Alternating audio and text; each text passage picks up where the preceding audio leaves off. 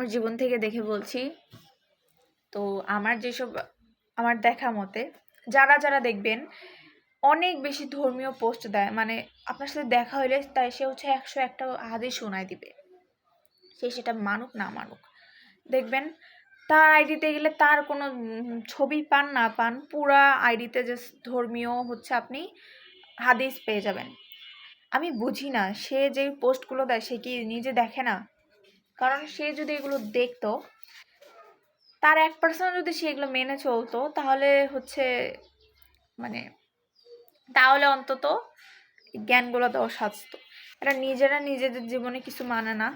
ধর্মীয় তো মানে কুটনামি থেকে শুরু করে যত রকমের খারাপ যা যা কিছু আছে সব করবে, করে এসে আপনাকে আজেরা জ্ঞান দিবে। তা আমি আমার আসলে জীবনে দেখা এরাই দেখবেন যত রকমের খারাপ কাজ আছে এরা হচ্ছে সব কিছুতে উপস্থিত।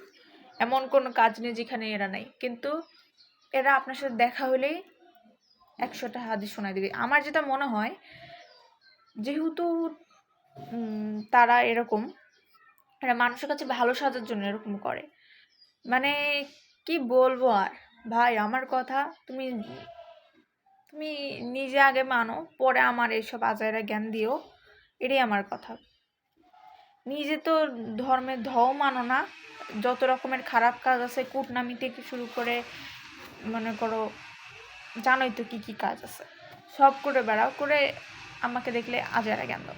ভালো লাগে না, আগে নিজে মানো তারপরে এসব করো।